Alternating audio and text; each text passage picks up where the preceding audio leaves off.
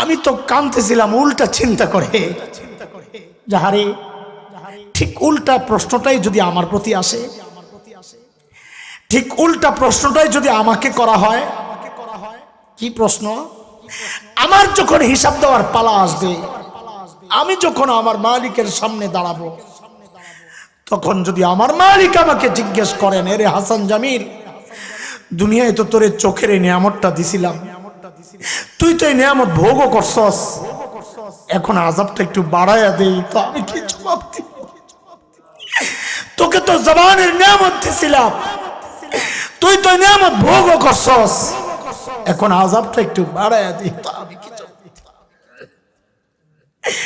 এর জবাব তুমি কি জবাব দিবা? বাবা আপনি কি জবাব দিবেন বলেন? কি পুঁজি বানাইছেন বলেন? কোন পুঁজির ভরসায় এমন নিশ্চিন্ত জীবন যাপন করছেন বলেন? নবী আলাইহিস সালামকে জিজ্ঞেস করা হয়েছে, আপনার সবচেয়ে প্রিয় কে? তো নবী বলেছেন আয়েশা। বলে পুরুষের মধ্যে? বলে আবুহা, তার বাবা আবু বকর। আল্লাহর নবীর সবচেয়ে প্রিয় দুইজন মানুষ, বাপ বেটি, দুইজনই জান্নাতের সুসংবাদ পাওয়া, অথচ আল্লাহর সামনে দাঁড়ানোর ভয়ে কি করতেন? কি আসছে রিওয়ায়াতে, আম্মা জান তো কাঁদতেন কাঁদতেন কাঁদতেন আর বলতেন, ইয়া লাইতানি কুনতু নাসিয়াম মানসিয়া, আরে আমি যদি নিঃশেষ হয়ে যাইতাম, আমি যদি নাই হয়ে যাইতাম, তো আল্লাহর আদালতে দাঁড়াইতে হইতো। বাবা আবু বকর তো আরো আগায়া দূরে নির্জনে যায় নিজের ধিক্কার দিয়ে দিয়া কাঁদতেন আর বলতেন, ইবনা আবি কুহাফা, এরা আবু কুহাফার বেটা, মানুষ কেন হইলি? মানুষ কেন হইলি? এখন হিসাব কেমনি দিবি? গাছের পাতার দিকে তাকায়া তাকায়া আবু বকর কাঁদতেন আর বলতেন, ইয়া লাইতানি কুনতু ওয়ারাকা মিনাশ শাজারা তুদাত অতুকাল, হায় মানুষ না হইয়া যদি গাছের পাতা হইতাম তো খায়া ফেলতো, আমার আর হিসাব দেওয়া লাগতো। এমন চিন্তা হওয়ার কথা তো আমার মতো জালিমের, অথচ আমি তো বটেই। অধিকাংশের চেহারার দিকে তাকাইলে মনে হয় না মানুষটার আখিরাতের কোনো চিন্তা আছে। কেন রে ভাই? আমি জানতে চাই কেন?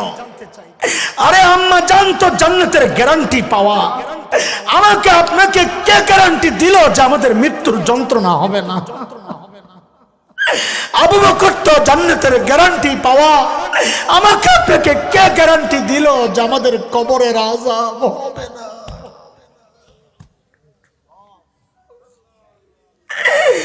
কে গ্যারান্টি দিল বলে? কোন ভরসায়, কোন পুঁজির ভরসায় এইভাবে নিশ্চিন্ত জীবন যাপন করছে?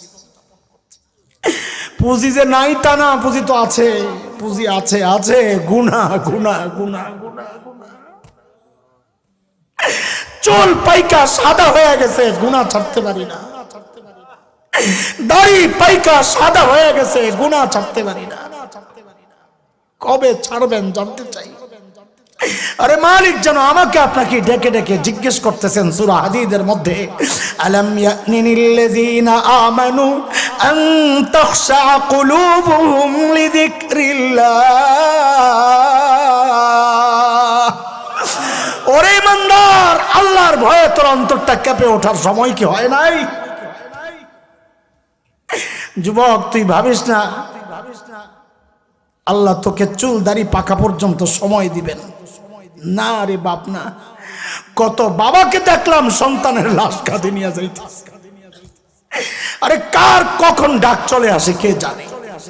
কে জানে এই মজলিসে এমন কেউ আছে যার মৃত্যুর পরোয়ানা ঘরে, যার কাফনের কাপড় দোকানে সে বসে আছে এখানে।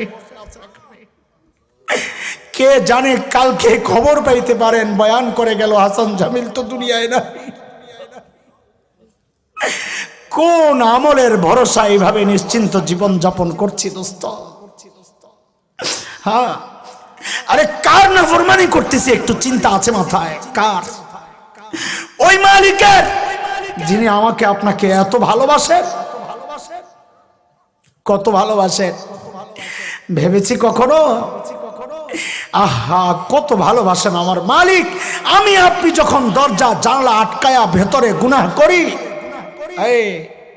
ভেতরে গুনাহ চলতেছে, আর আমার মালিক দরজার নিচে দিয়া বাতাস আর অক্সিজেন পাঠাইয়া দেন যেন আমি ভিতরে মইরা না যাই।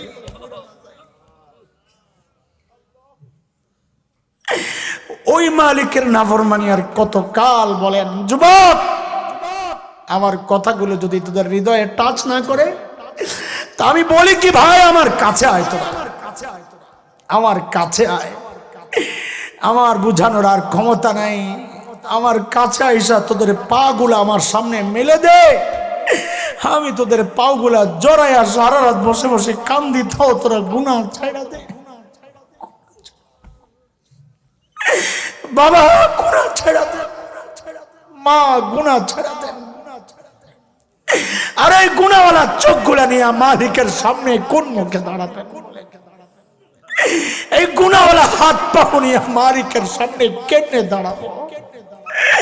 এই গুনাহওয়ালা চোখ নিয়ে মালিকের সামনে, কান নিয়ে মালিকের সামনে কেমনে দাঁড়াবো যখন আমারই চোখ, আমারই কান, আমারই হাত পাও আমার বিরুদ্ধে আমার মালিকের কাছে নালিশ করে।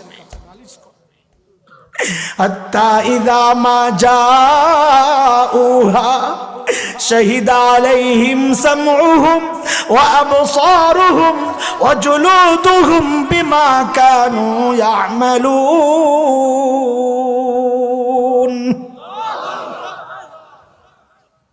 বলে এই মালিক পুঁজি বানান ভাই, সময় নষ্ট না করে পুঁজি বানান। ফেসবুক কেনা, ওই টাইমটা মালিককে দেন। যুবক ইউটিউব কেনা, ওই টাইমটা মালিককে দাও। মালিক তাকায় আছেন, কখন আমার বান্দা আমাকে ডাক দিবে, তাকায় আছেন। একটা সুযোগ আসছে আজকে অতীতের সব গুনাহ মাফ করানোর জন্য। চোখের পানি ফালায়া ফালায়া পুঁজি বানাও।